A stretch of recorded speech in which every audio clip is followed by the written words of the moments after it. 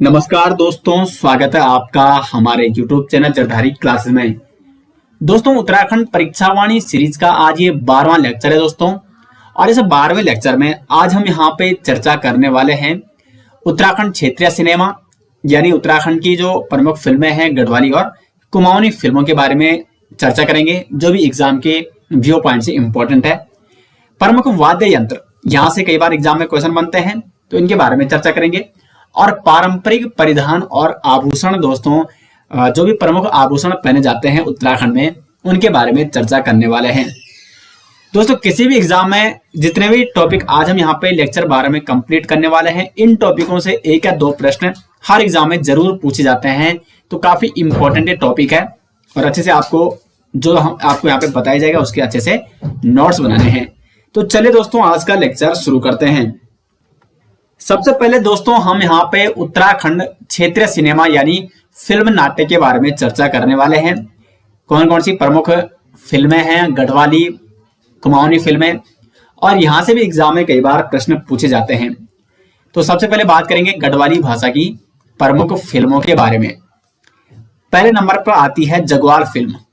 Jagwal film यह आपकी पहली गढ़वाली फिल्म, पहली गढ़वाली फिल्म है। उत्तराखंड की पहली गढ़वाली फिल्म कौन है, कई बार एग्जाम में पूछा जा चुका है, वो है जगवाल। और इसके निर्माता कौन थे, वो थे पारेश्वर गौड़। ये भी कई बार एग्जाम में पूछा जाता है कि जगवाल फिल्म के निर्माता कौन थे, तो वो थे दोस्तों पारेश्वर गौड़। इस जगवाल फिल्म के जो नायक थे वो थे विनोद बलोदी, और नायिका कौन थी यहाँ पे, यानी एक्ट्रेस कौन थी, वो थी कुसुम बिष्ट। उसके बाद दूसरी फिल्म है यहाँ पे गढ़वाली, वो है कभी खुशी कभी दुख। फिल्म का नाम है कभी खुश और कभी दुख। इसके निर्माता कौन है, निर्माता और निर्देशक आपको जरूर नोट करने हैं। तो इसके निर्देशक या निर्माता है विदेश नोटियाल जी। कभी खुश कभी दुख फिल्म के निर्माता। तीसरी फिल्म थी यहाँ पे घर जवें, जिसका निर्देशन किया था विश्वेश्वर दत्त नोटियाल जी ने। और दोस्तों, जो ये घर जवें फिल्म है, इसको राज्य की पहली सफल फिल्म भी माना जाता है। पहली सफल फिल्म जो काफी प्रचलित हुई थी, घर जवें। तो राज्य की पहली सफल फिल्म है घर जवें, जिसका निर्देशन किसने किया था, विश्वेश्वर दत्त नोटियाल जी ने किया था। आगे बढ़ते हैं। नेक्स्ट जो मूवी है वो है 1300। इसका निर्देशन किया था जाने माने निर्देशक हैं उत्तराखंड के अनूप जोशी। और दोस्तों, अनूप जोशी जी की हाल ही में एक नई फिल्म भी आई है, जिसका नाम क्या है, मेरुगों। इसका निर्देशन भी किसने किया है, अनूप जोशी जी ने किया है, और हाल ही में वो रिलीज हुई है। तो 1300 फिल्म का निर्देशन किसने किया है, अनूप जोशी जी ने किया है। और ये जो 1300 फिल्म है, ये उत्तराखंड आंदोलन पर केंद्रित ये गढ़वाली फिल्म है। तो एग्जाम में इस प्रकार से क्वेश्चन भी बन सकता है कि बताइए निम्न में से कौन सी फिल्म उत्तराखंड आंदोलन पर केंद्रित गढ़वाली फिल्म है, तो वो आ जाएगी 1300। नेक्स्ट यहाँ पे छोटी वारी फिल्म, ये भी एक गढ़वाली फिल्म है। और ये फिल्म दोस्तों हिमालय के आंचल नामक फिल्म का गढ़वाली रूपांतरण है। एक फिल्म थी हिमालय का आंचल, तो इसका एक गढ़वाली रूपांतरण किया गया था और इसका नाम रखा गया था छोटी वारी। फिर नेक्स्ट यहाँ पे चावला यात्रा। चावला यात्रा दोस्तों जौनसारी क्षेत्र में बनी पहली डॉक्यूमेंट्री फिल्म है। जौनसारी, ये आपको नोट करना है, ठीक है, क्षेत्र में बनी पहली डॉक्यूमेंट्री फिल्म।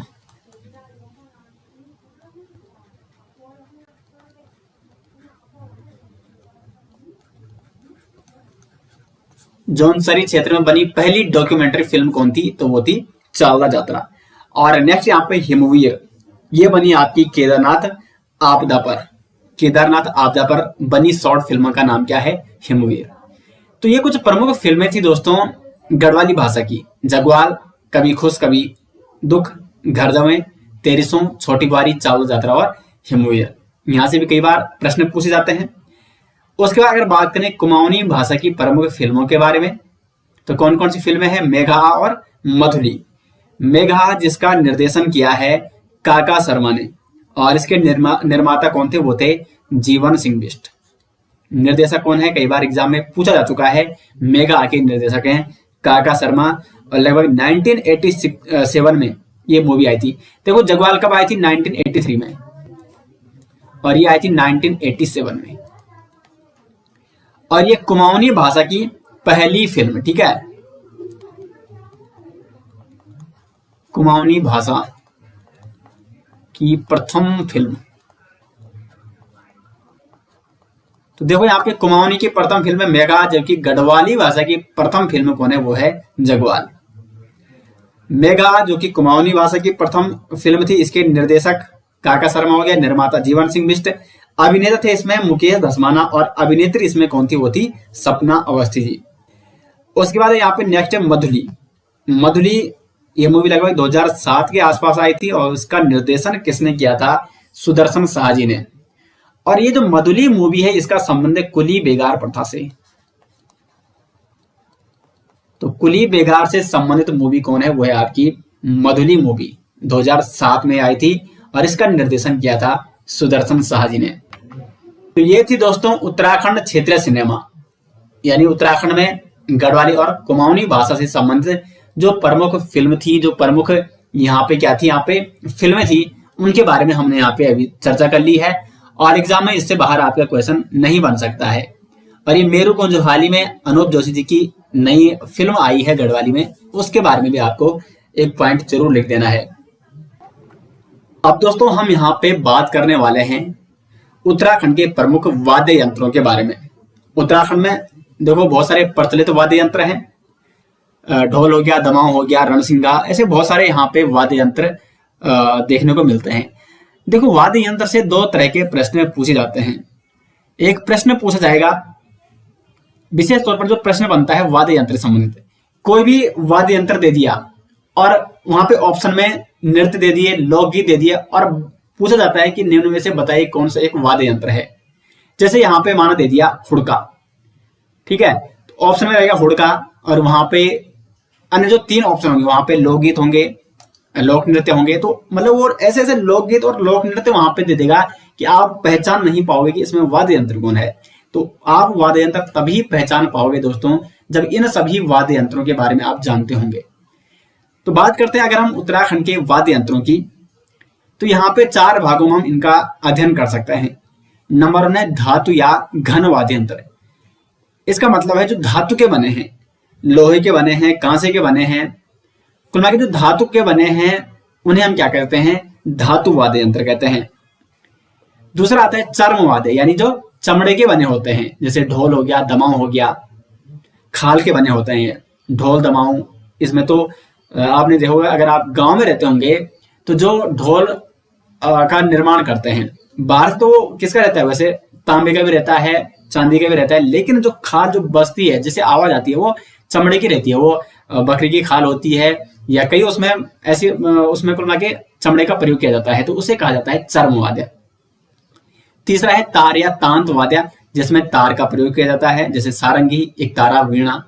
और चौथा है सुसिर या फूंक वाद्य, जो फूंक के माध्यम से जिनसे ध्वनि निकलती है। तो एक एक करके हम इनके बारे में चर्चा करते हैं। अगर बात करें घंटा, घंटा हो गया, आपने मंदिर में भी देखा होगा, घंटी, ये सारे इसमें आते हैं धातु या घन वाद्य यंत्र में। थाली हो गया, घुंघरू हो गया, चिमटा, विणाई, मंजीरा और करताल। जो विणाई है ये लोहे से बना एक छोटा सा धातु वाद्य यंत्र है दोस्तों, और इसको दांतों में दबाकर बजाया जाता है। अब देखो ये तो सभी जानते हैं, घंटा, थाली, घुंघरू, चिमटा, लेकिन ये तीन विशेष तौर पर आपको नोट करने हैं। क्यों करने हैं? क्योंकि अधिकांश अभ्यर्थी इनके बारे में आपने सुना नहीं होगा, और एग्जामिनर पूछ देगा कि बताइए निम्न में से कौन सा एक वाद्य यंत्र है, और ऑप्शन में आ जाएगा मंजीरा या वीणाई या करताल। अगर आपने पढ़ा है तो आप बिल्कुल सही कर दोगे। तो ये तीन आपको जरूर नोट करने हैं, वीणाई, मंजीरा और करताल। ये भी क्या है, धातु या घन वाद्य यंत्र है। उसके बाद चर्म वाद्य यंत्र, ढोल हो गया, दमाऊ, नगाड़ा, ढपली, हुड़का और हुड़का या हुड़की और डोर, ये सारे क्या है, चर्म वाद्य यंत्र हैं। अगर हम बात करें ढोल, तो इसमें तांबे, विशेष तौर पर तांबे और अब चांदी का भी ये देखने को मिलता है। मतलब बाहर जो गोल रहता है वो तांबे या चांदी का होता है, पहले ये साल का भी हुआ करता था। और इसमें दाई बाई तरफ जिसको पीटते हैं और उससे ध्वनि निकलती है, तो उसमें बकरी की खाल बाईं और दाईं तरफ दोनों तरफ लगी रहती है। पहले बारहसिंगा की खाल वहां पे देखने को मिलती थी जिससे ध्वनि निकलती है। उसके बाद बात करें दमाओं की, तो ये गहरे कटोरे के समान होता है और इसमें भी खाल लगी रहती है इस प्रकार से, ठीक है। नगाड़ा भी कुल मिला के इसी प्रकार का होता है। उसके बाद ढपली हो गया, ये थाली के आकार का होता है वाद्य यंत्र। उसके बाद यहाँ पे हो गया दोस्तों हुड़का और हुड़की। ये हुड़का और हुड़की इसको हाथ से ही बजा सकते हैं, मतलब हाथ से ही पकड़ के उसको घुमा के, उसमें भी मतलब ये ढोल के आकार का होता है, छोटा ढोल आप इसको कह सकते हैं अगर हम ऐसे देखें, ठीक है। इसका आकार ऐसा होता है, डमरू टाइप का बोले तो, ठीक है। डमरू टाइप को उसमें लगे रहते हैं और इसको हाथ से बजाया जाता है, क्योंकि डमरू में तो क्या होता है कि ऐसे दो इधर से दो रस्सियों में कुछ बंधे होते हैं, फिर वो अपने आप बजता है हिलाने पर ही। लेकिन जो हुड़का है हुड़की होता है उसका आकार तो डमरू के ही समान होता है, लेकिन इसको हाथ की थाप के माध्यम से क्या करते हैं, बजाया जाता है। उसके बाद यहाँ पे डोर हो गया, ये भी आपका चर्म वाद्य यंत्र है। आगे बढ़ते हैं तार या तांत वाद्य यंत्र, जिसमें तार लगी रहती है। तो आपका सारंगी हो गया, एक तारा हो गया और वीणा हो गया। ये क्या होती है, तार या तांत वाद्य यंत्र के अंतर्गत ही आते हैं। चौथा यहाँ पे सुसिर या फूंक वाद्य यंत्र, जिसको फूंक के माध्यम से बजाया जाता है। तो नंबर 1 हो गया यहाँ पे तुरही, ये भी एक फूंक वाद्य यंत्र है। रणसिंघा, ये काफी प्रसिद्ध है, शादी समारोह में आपने जो पहाड़ों में शादियां होती हैं, शहर में तो अब इसका प्रचलन समाप्त हो गया है, लेकिन अभी भी गांव में जो शादियां होती हैं उसमें रणसिंघा का विशेष तौर पर क्या किया जाता है, प्रयोग किया जाता है। और पहले दोस्तों ये युद्ध के समय भी बजाया जाता था। उसके बाद नागफणी, ये नाग के फन की तरह होता है। उसके बाद भोंकर, शंख, शंख तो आप सभी ने बजाया भी होगा अगर आप कहीं मंदिर में गए होंगे या गांव में आप रहते होंगे, गांव के मंदिरों में आपने पूजा अर्चना की हो, घर में भी आप बजाते होंगे शंख। उसके बाद मोरशंख हो गया, जिसको मोरशंख भी कहा जाता है। ये लोहे की पतली सिराओं का बना होता है और एक छोटा सा वाद्य यंत्र होता है, और इसको होंठों पर लगा के फिर फूंक मार के इसको बजाया जाता है। विशेष तौर पर ये चारवाहों द्वारा बजाया जाता है। जो चारवाहे पहले बकरियां या भेड़ चराने जाते थे ऊपर जंगलों में, पहाड़ी क्षेत्रों में, तो जब वो एकांत में रहते थे तो इस मोरशंख का या मोरशंख का विशेष तौर पर वो क्या करते थे दोस्तों, प्रयोग करते थे बजाने में, क्योंकि इससे काफी मधुर ध्वनि निकलती थी। उसके बाद अलगोजा, ये एक बांसुरी टाइप का दोस्तों वाद्य यंत्र है और इसको भी फूंक के माध्यम से बजाया जाता है। तो अलगोजा क्या है, एक वाद्य यंत्र है, बांसुरी के प्रकार का ये वाद्य यंत्र है जो कि रिंगाल का ये बना होता है। उसके बाद है मस्कबीन। मस्कबीन, ये भी आपने गांव में जो शादी होती है उसमें विशेष तौर पर मस्कबीन का प्रयोग, अब तो धीरे धीरे इसका प्रचलन दोस्तों धीरे धीरे क्या हो रहा है, समाप्त हो रहा है, लेकिन कभी शान हुआ करती थी ये मस्कबीन, फूंक वाद्य यंत्र के अंतर्गत मस्कबीन, ये भी एक शान हुआ करती थी उत्तराखंड के वाद्य यंत्रों की। तो इसमें कपड़े का थैलेनुमा ये वाद्य यंत्र होता है और उसमें 4 या 5 बांसुरियां होती हैं, एक नली होती है, उसे फूंक मारते हैं और 5 से उनसे आवाज निकलती है। तो मस्कबीन एक ये भी क्या है, फूंक वाद्य यंत्र है। तो ये कुछ प्रमुख वाद्य यंत्र थे दोस्तों उत्तराखंड के। अब आगे बढ़ते हैं दोस्तों, और हमारा जो तीसरा टॉपिक है इस लेक्चर का वो है पारंपरिक परिधान एवं आभूषण, यानी उत्तराखंड की स्त्रियों द्वारा पहने जाने वाले प्रमुख आभूषणों के बारे में हम चर्चा करने वाले हैं। और यहां से भी एक क्वेश्चन जरूर बनता है 1 नंबर का लगभग प्रत्येक एग्जाम में। जो हमारे टॉपिक चल रहा है तो मैंने पहले ही आपको बता दिया था, इसको आपको जरूर अच्छे से याद करना है, ठीक है। जो भी आपको यहाँ पे बताया जाएगा अच्छे से समझने का प्रयास करना है, क्योंकि यहाँ से 1 या 2 प्रश्न जरूर बनते हैं। कभी आभूषण से पूछेगा तो कभी आपका वाद्य यंत्र से पूछा जाएगा, तो कभी आपका फिल्म नाट्य से पूछा जा सकता है। तो बात करते हैं अगर पारंपरिक परिधान एवं आभूषणों की, तो देखो आभूषण जो पहने जाते हैं वो शरीर के अलग अलग हिस्सों में, माथे में हो गया, नाक में हो गया, अलग अलग अंगों में अलग अलग प्रकार के यहाँ पे आभूषण पहने जाते हैं। तो इनके बारे में एक एक करके हम यहाँ पे चर्चा करेंगे। तो पहले बात करते हैं माथे या सिर के जो प्रमुख आभूषण है। देखो सिर को शीश भी कहा जाता है और शीश के ऊपर फूल पहना जाता है जिसे कहा जाता है शीश फूल। तो शीश फूल आभूषण कहाँ पहना जाता है, सिर पे या माथे पर पहना जाता है। दूसरा है मांग टीका।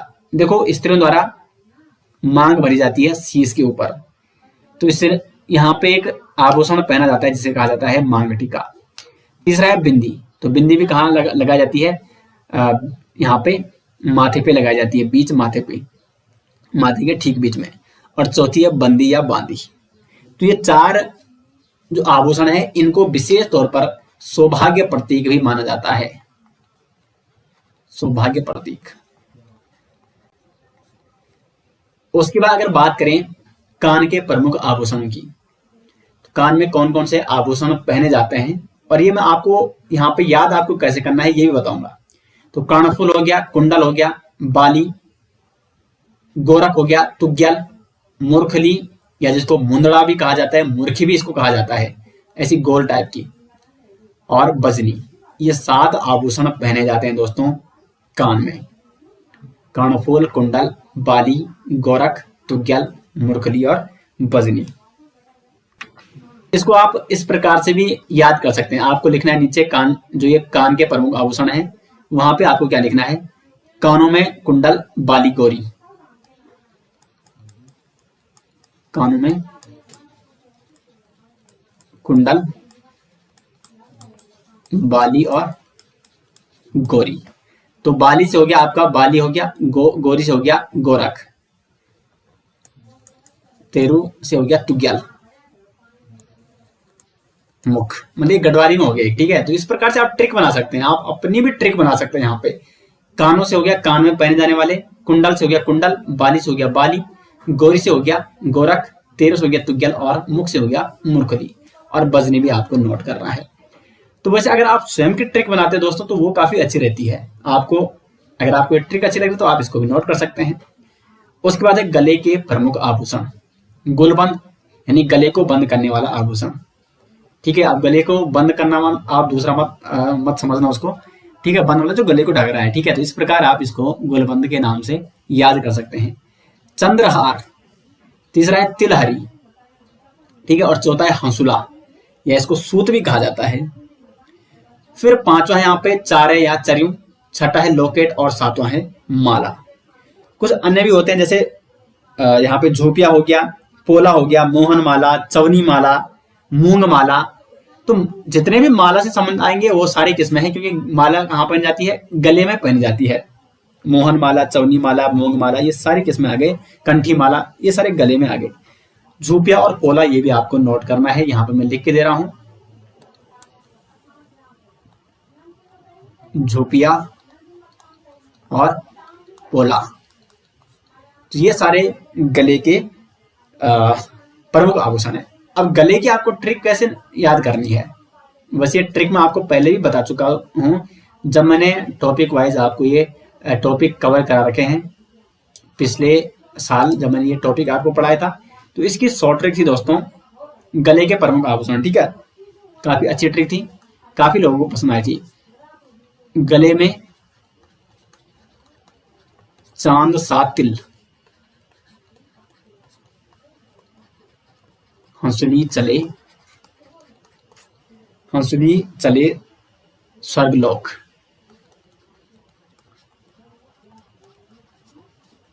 तो गले से हो गया गले के प्रमुख आभूषण। अब देखो यहाँ पे चांद से हो जाएगा चंद्रहार। ठीक है, गले से गले के प्रमुख आभूषण भी हो गया और गुलबंद भी इसमें आ गया। चांद से हो गया चंद्रहार, और तिल से हो गया यहाँ पे तिलहरी, हंसुली से हो गया हंसुला या सूत, चले से हो गया चारे या चरियू, और यहाँ पे लोक से हो गया लोकेट। और माला तो आप सभी जानते हैं, माला किसमें पहनी जाती है? गले में ही पहनी जाती है। तो गले में चांद सा तिल, हंसुली चले स्वर्गलोक, ये गले में पहने जाने वाले प्रमुख आभूषणों की क्या है दोस्तों? ट्रिक है।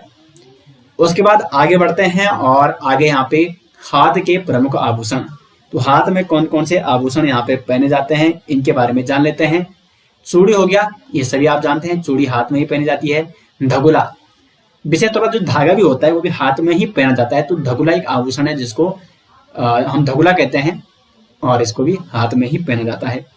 अंगूठी, ये भी हाथ में ही पहनी जाती है, इसको याद करने की जरूरत ही नहीं है। कंगना हो गया, आप यहाँ पे कड़ा भी कहते हैं कई लोग, कंगना। ठीक है, शुद्ध इसको कंगना कहते हैं। तो ये भी गले में हो गया। पौंची और बाजूबंद, देखो बाजू, हाथ के ऊपर के क्षेत्र को बाजू कहते हैं, तो बाजू को बंद करने वाला बाजूबंद, और इसी बाजूबंद को गोखले कहा जाता है। तो कई बार एग्जाम में वो गोखले पूछता है, इसलिए आप कंफ्यूज हो जाते हो। ठीक है, तो गोखले किसको कहा जाता है? बाजूबंद को ही कहा जाता है। अब देखो इसकी शॉर्टरी क्या है, तो आपको लिखना है यहाँ पे हाथों में चूड़ी। देखो लिखो यहाँ पे, अब मैं लिखूं तो टाइम लग जाएगा। ठीक है, आप स्वयं लिखिए हाथों में चूड़ी, चूड़ी से चूड़ी हो गया। ठीक है, चूड़ी और धगुली गुंठी पहन के कंगना पहुंची बाजार। हाथों में चूड़ी धगुली अंगूठी पहन के कंगना पहुंची बाजार। सारी की सारी दोस्तों जितने भी हाथ के प्रमुख आभूषण हैं ये आपको इसी ट्रिक में बता दिए गए हैं। चलो मैं यहाँ पे ट्रिक भी लिख देता हूँ, यहाँ पे जगह नहीं थी फिर भी यहाँ पे लिखता हूँ। ठीक है, हाथों में चूड़ी धगुली गुंठी पहन के, गुंठी पहने कंगना चली, कंगना पहुंची। पहुंची यानी पहुंचना, गढ़वाली भाषा में सीधे बोलते हैं पहुंची है, तो इस उस पहुंचना से यहाँ पे पहुंची, और पहुंची से यहाँ पे पहुंची आभूषण में हो जाएगा पहुंची बाजार, और बाजार के बाद से आपको क्या लगाना है? बाजूबंद, जिसको गोखले कहा जाता है। तो ये हाथ के प्रमुख आभूषण की क्या हो जाएगी दोस्तों? यहाँ पे ट्रिक हो जाएगी। उसके बाद आगे बढ़ेंगे और आगे बात करते हैं जो कमर के प्रमुख आभूषण है। तो कमर के प्रमुख आभूषण कौन कौन है? तगड़ी, जिसको तिगड़ी भी कहा जाता है, कमर ज्योति, कमर जोड़ी या इसको करधनी भी कहा जाता है, और तीसरा है इत्रदान। इत्र खुशबू का प्रतीक है, खुशबू से आती है। तो पहले महिलाएं इस इत्रदान को कहाँ रखते? कमर पे रखते थे, तो कमर का एक प्रमुख आभूषण है। और चौथा है पेटी। पेटी देखो जो कमर में बांध जाए उसको पेटी कहा जाता है। ठीक है, तो पेटी हो गया, इत्रदान, कमर जोड़ी और तगड़ी, ये कुछ प्रमुख आभूषण हो गए कमर के। उसके बाद है पैरों के प्रमुख आभूषण। कौन कौन से हैं? झिमरा, ये वो गढ़वाली या कुमाऊनी गाना भी ऐसा है कि झिमरा बजे, मतलब ऐसे हल्का मुल्का ध्यान आ रहा है, वो झिमरा बजे झमझम, ऐसे वो एक कुमाऊनी सॉन्ग है, कई बार मैंने सुन रखा है, काफी अच्छा सॉन्ग है, पुराना सॉन्ग है। तो झिमरा या इसको झमरा भी कहते हैं, ये पैरों में पहना जाता है, पैरों में पहने जाने वाला एक प्रमुख आभूषण है, झिमरा बजा झमझम। और उसी प्रकार एक पाजेब भी है जिसको पेजवी या पेजवी कहा जाता है, तो ये भी पाँव का एक प्रमुख आभूषण है। बिछुआ, इसको पुल्ले भी कहा जाता है, ये शायद पाँव की अंगुलियों में पहना जाता है। चौथा है इमरती, इसको अमृति तार भी कहा जाता है। और पांचवा है पोंटा।